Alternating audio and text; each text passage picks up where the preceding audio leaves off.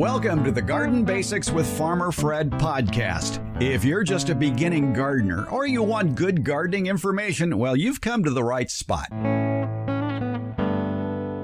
We pick up where we left off with the last episode with a taste test of one more edible flower that you just might have growing in your yard. It's roses. Both the rose petals and the rose hips from that rose plant are edible. We talk with Master Rosarian Debbie Arrington, who says some rose petals and rose hips taste better than others. Well, which tastes the best? Stick around, you'll find out. When it comes to applying pesticides, read and follow all labeled directions. That's the takeaway message from Gisele Schoniger, the organic educator for Kellogg Garden Products. But, she explains, maybe you don't need to apply any pesticides to control those problematic insects and diseases in your garden. We'll tell you about less toxic alternatives that work, as well as what to look for in a safer pesticide product. When you first handled your tomato plants at the beginning of the season, did you rub your finger along the stem and pick up the scent of those tiny hairs? Oh, don't you deny it. You did it. You did it. We all enjoy that first whiff of the scent of a tomato, a promise of things to come. Now, you might recall back in episode 3, we learned the benefits of planting tomatoes deeply. And many gardeners think that those fine hairs along the stem become roots when you bury much of the stem of that young tomato plant in the ground. Well, our favorite college horticultural professor, retired Debbie Flower, says no, they don't become roots. Well, then where do those new tomato roots come from? And what's the purpose of those tiny tomato hairs along the stem, other than to give you a show for your nose every spring? Well, you might be surprised to learn of those hairs' true purpose. I was. We learn something new every time on Garden Basics with Farmer Fred. And we'll do it again today here in episode 35, and we'll do it in under 30 minutes. Let's go. You may recall recently we talked about edible flowers here on the Garden Basics podcast, and we were talking about all sorts of edibles that you may not be aware of that you can munch on. Things like daylily flowers or even squash flowers, a lot of your herb flowers, the basil, the rosemary, all those flowers are just so tasty, along with citrus flowers. And then the subject of roses came up. And our guest that we were talking to about edible flowers, Gail Pothauer, expressed an interest in trying roses, but had never tried it. And so I contacted a few of my Rosarian friends to see if, what does a rose petal taste like? And we're talking about petals here. And Debbie Arrington replied and said, well, of course I did. And here's Debbie Arrington now. And Debbie, you actually have conducted a taste test of various rose petals. Yes, I did. And, I should note that besides other things, I'm president of the Sacramento Rose Society. And so I am surrounded by a lot of rose experts, and we are always looking for new things to do with roses.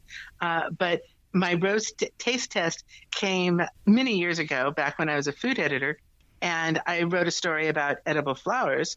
And so then we did a little taste test of, well, what do flowers taste like and which ones are good and which ones are not. And roses are probably one of the most easiest edible flowers that are around you. Now, the thing about roses is you want to make sure they're not sprayed. Right. Because you don't want to eat anything that you've been using insecticides or pesticides on or anything like that. But when you think about it, roses they're from the same family as a lot of fruits. That's why you have rose hips on rose bushes. After the roses are developed and mature, that has rose hip jelly and rose hip tea and all sorts of different things with that. But the flowers also are very tasty. And what we found was that the flowers that had the best fragrance, the strongest scent, tended to have the most taste in the petals also. Is that a good thing, though? Was it a pleasing flavor? It was a pleasing flavor. It was like a slightly sweet cloves. Roses have a lot of vitamin C in them, so they have kind of that citrusy note that you get from any of your citrus family, where you have that kind of zesty taste on the back of your tongue. You think to yourself like, "Oh, this is vitamin C." It's slightly acidic. But the main flavor that you're getting out of most roses is sort of like cloves. It's a little spiciness that you sense on the back of your tongue.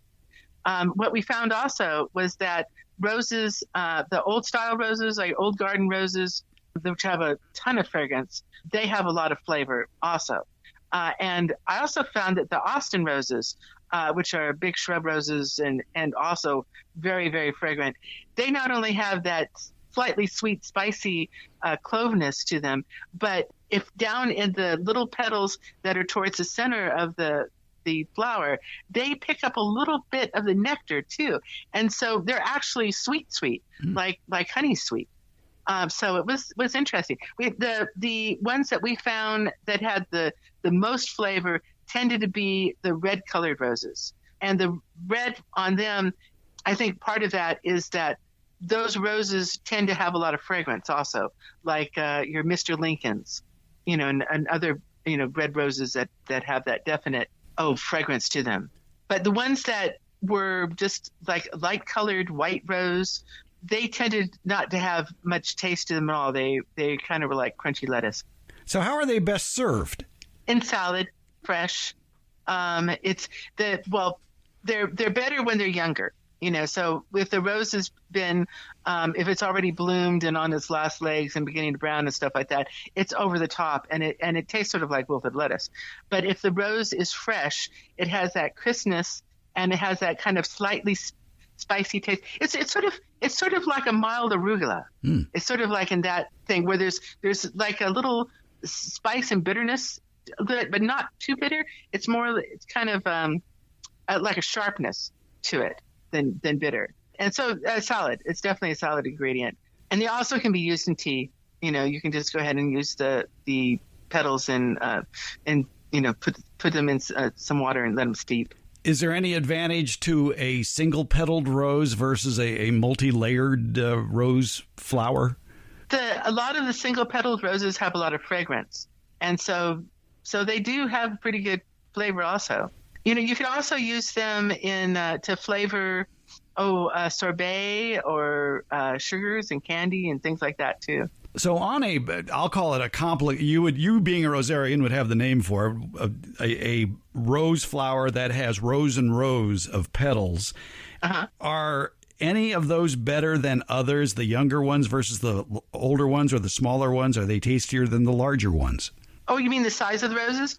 Of the petals. Well, of the petals, size of the petals. Well, the small petals that are towards the center of the flower, those are the ones that are going to pick up a little bit of the nectar from it. So those tend to have the best taste to them. And the larger petals on the outside, they've been around longer. So they're like the outer. Think of it as like a head of lettuce. And the outer leaves of the lettuce, they tend to go limp. And they tend to have the less taste, while the inner leaves of the lettuce, there in the heart, they seem to have the best crispness and the best taste. Is there a bitter part to that rose petal, like the point where you yank it away from the flower, that little brace towards the back of the petal? Is that more bitter than the rest of the petal? No. The bitterness that I found with some of them was they were just older. They, had bloomed for a while and had gotten a little tired. Since you are a Master Rosarian, Debbie Arrington, and a garden writer and a big-time vegetable gardener, defend the use of a rose bush in a food garden. Oh, because, a rose bush, it's like a big sign to bees and other beneficial insects that come and get it. There's lots of stuff here. So it attracts beneficials and pollinators. It attracts beneficials and pollinators, yeah. And it's pretty. And it's free, yeah. Yeah. And also the rose is a food plant, so why not? The thing about roses is you got to think that roses are the favorite thing for deers to eat. Roses are deer candy. They will, and wild roses, out in the forest and stuff, they just go crazy over them.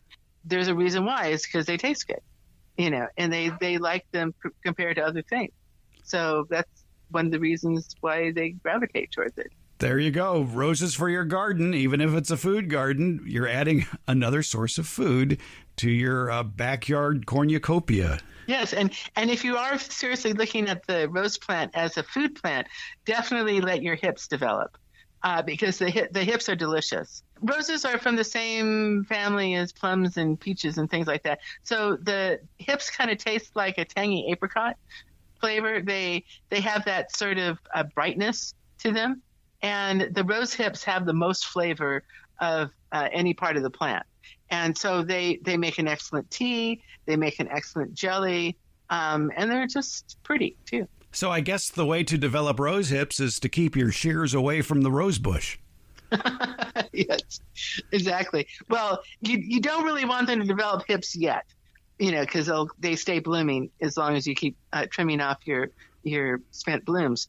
But in the fall, starting in October, go ahead and let those spent blooms stay on the plant and mature, and then you'll get your rose hips, and they'll turn a nice orange and red color, and that's when you harvest them. October for California, for the warmer parts of California. For other parts of the country, though, when should you stop pruning back your roses to let the hips develop? About the same time, about October. Okay. Yeah, because the hips will be ready in about 4 weeks. So in November, that'd be fine. There you go. Roses. It's part of your daily diet now. Master Rosarian, garden writer. She is the author of the Sacramento Digs Gardening blog, an excellent garden resource for us here locally. If you live someplace else, check it out. There's a lot of good information in there. sacdigsgardening.blogspot.com.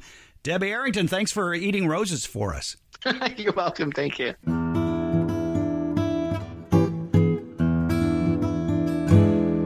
The Garden Basics with Farmer Fred podcast has a lot of information posted at each episode. Transcripts, links to any products or books mentioned during the show, and other helpful links for even more information. Plus, you can listen to just the portions of the show that interest you. It's been divided into easily accessible chapters. And you'll find more information about how to get in touch with us. We have links to all our social media outlets, including Facebook, Instagram, Twitter, and YouTube. Also, a link to the farmerfred.com website.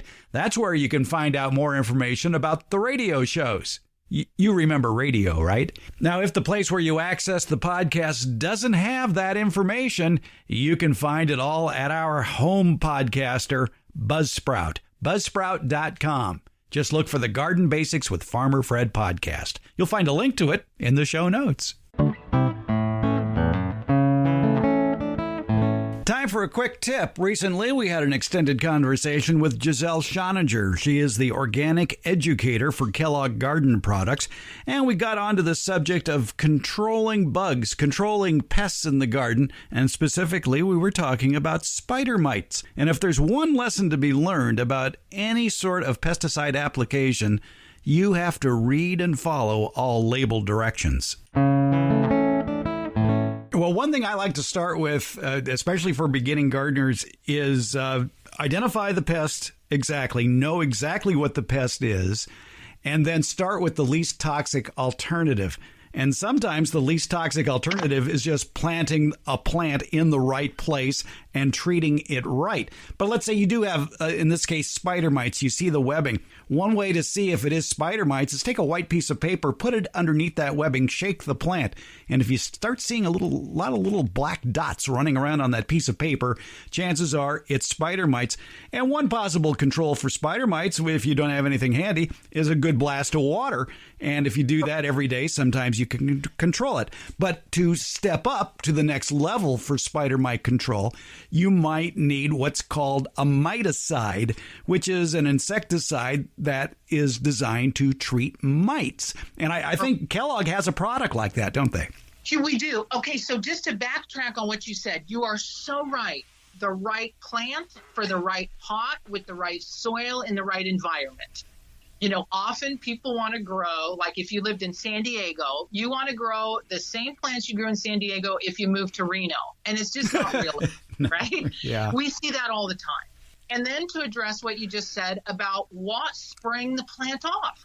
That is my first line of defense always, even before I spray. I will hose the plant off. I will let it dry. And then I will come back and I will inspect. And then I do just a light spray. So one of the products that Kellogg has, which I think every gardener should have this in their toolbox, and it's not just because Kellogg owns this company. It's because it works, it's safe, and it's safe on the honeybees. And it's called Organicide Be Safe 3-in-1. It's available across the country at the big box stores. It's also available all over at our independent garden centers and nurseries. The active ingredient is sesame oil. So Kathy Kellogg likes to say it's like putting a salad dressing on your plants. It's food grade oil. The other ingredients are lecithin, fish oil, potassium sorbate, and water. So it's a very safe product. You want to use this at the cool part of the day because it is an oil, and the oil will smother insects, soft-bodied insects. So it's a 3-in-1. It's an insecticide, it's a miticide, and it's a fungicide. So it's one product for an entire array of issues in the garden. It works. It's very effective. It also can be used as a preventative. If you have an area that you know you often get bugs in that area for whatever reason, you can do a light spray on the top of the foliage, on the underside of the foliage in the coolest part of the day, and the females will not lay their eggs on the foliage. They will go to a plant that doesn't have it on there. It's really extraordinary. Always read and follow the label directions for whatever product you're using. I'm reading the label right now for Organicide, and it's labeled for use against aphids, leaf rollers, mealybugs, thrips, whiteflies, spider mites, scale insects, certain fungal diseases as well. And that's a very important thing when using a product, an insecticide, a pesticide, if you will, is to make sure that the pest you want to control is listed on the label, and that the plant you're applying it to is also listed on the label. Correct. I think what you said is one of the most important things for our gardening community to understand. I worked at the ag department for about 5 years in Central California. And really, if a customer buys a product, please read the label before you use it. Sit down with a glass of lemonade. And even if you think you know the product, read it, because we find a lot of people use products incorrectly, and then they wonder why they had crop failure or why something didn't work right. So please, I think that is a very good thing to recommend, is that we want to be safe. We want to use something right. I don't want to overuse a product if I don't have to. So you're very right about that, Fred. And this time of year, one of the most common mistakes a beginning gardener might make is if they have tomatoes and they see tomato worms and they're looking around for something to spray the tomato worms with, they might reach for a bottle of something thinking, well, it controls aphids and whiteflies. I'm sure it'll control tomato worms. No, it won't unless tomato worms are listed on the label. And I'm here to tell you that whatever's going to control aphids and whiteflies isn't going to control tomato worms. So basically, make sure that pest is listed on the label. One other thing about insecticides I would like to point out for people shopping for insecticides, pesticides at the store is you're going to see on the front of the label one of 3 words. It will say either caution or warning or danger. Caution is the safest of the 3. It is the least toxic of the 3 words. Warning is in the middle. Danger, fortunately, in this day and age, there are very few home insecticides left that have the word danger. But man, oh man, if you buy a product with the word danger, you better follow all label directions, because your life is at stake, and follow whatever protective measures you need to follow if that word is there. I mean, I wouldn't even recommend you buy a product with the word danger on it. Always start with the word caution. And if that doesn't work, you can move up to the signal word warning. But again, there's going to be extra precautions you have to take to protect yourself. Absolutely. And, if I didn't say it yet, this product, Organicide, that we're speaking of, the Be Safe 3-in-1, it is OMRI listed. It is approved for organic production. OMRI, by the way, stands for the Organic Materials Review Institute. And if you want to find out more information about Organocide, you can visit the Kellogg Garden website, which is kellogggarden.com. And again, my thanks to Gisele Schoniger for talking to us about organic gardening. She is the organic garden educator for Kellogg Garden Products.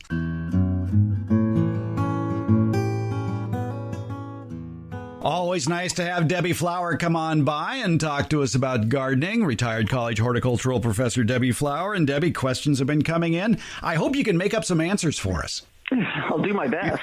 Okay. There have been questions coming in about tomatoes. Now, you may recall a long time ago, we talked about planting tomatoes deeply in order to develop more roots.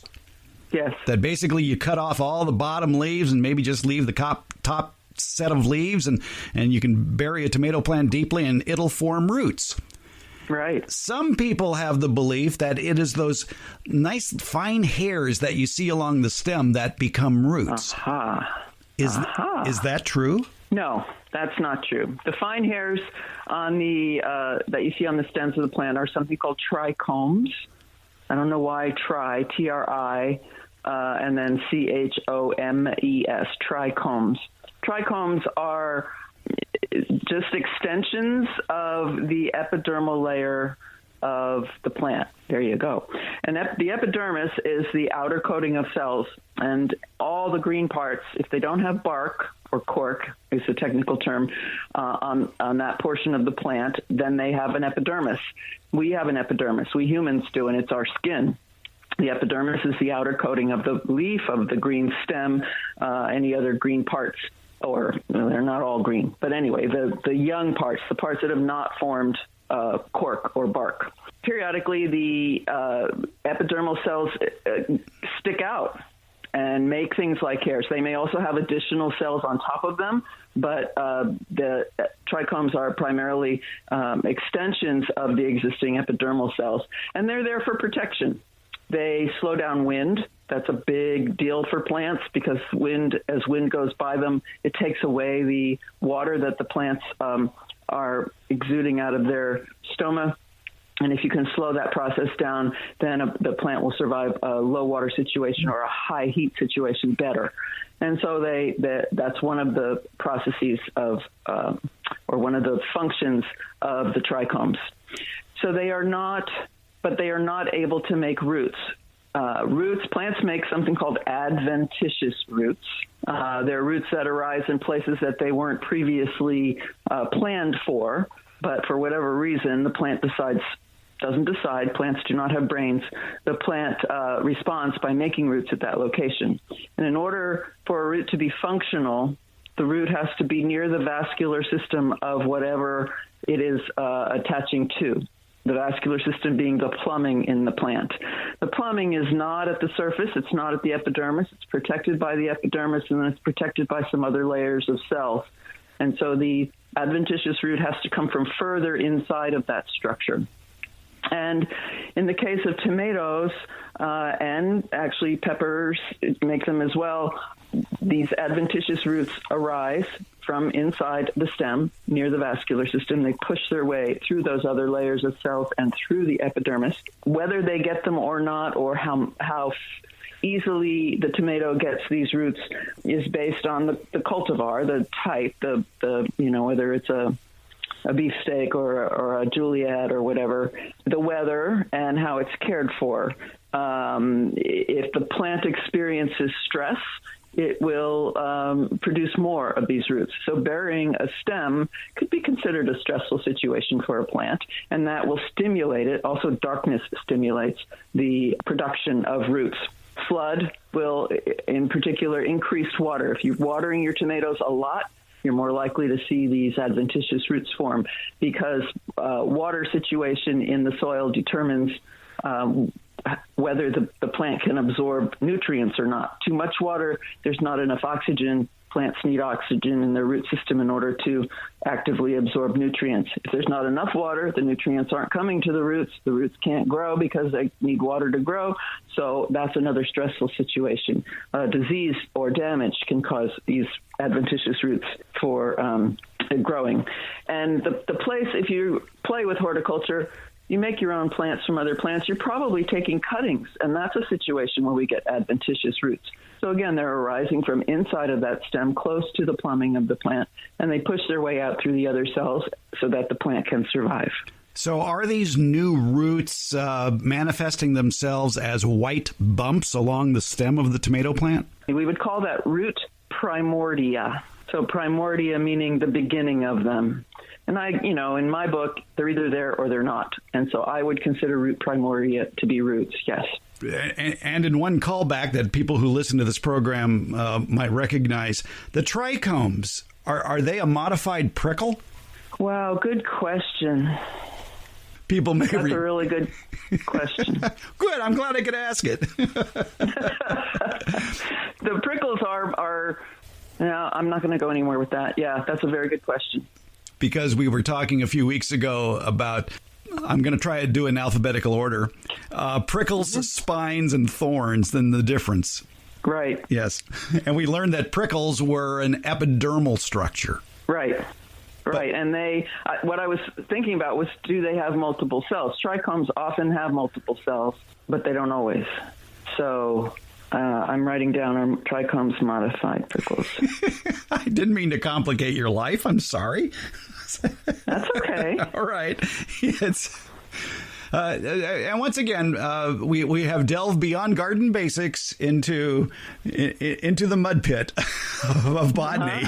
Yes, there are lots of those around. Yes, we love it. But anyway, the basic line is: if you see white bumps along your tomato stems, that's a root trying to push out. Right. Yeah? Okay. All right. Good. Glad I got something right. I just found something that says rubus prickles. Morphological studies of developing rubus prickles suggest they're modified trichomes. Yeah. Oh, so maybe you will have to modify your alphabetical order. Maybe prickles are really trichomes. Right. Right. It just gets murkier and murkier. Right. I think at that point we'll say, Debbie Flower, we learned a lot today. Thanks for a few minutes of your time. Oh, always a pleasure. Thank you, Fred. All right. Garden Basics comes out every Tuesday and Friday, and it's available just about anywhere podcasts are handed out, and that includes Apple Podcasts, Google Podcasts, iHeartRadio, Overcast, Spotify, Stitcher, TuneIn, and hey Alexa, play the Garden Basics with Farmer Fred podcast, would you please? Thank you for listening, subscribing, and leaving comments. We appreciate it.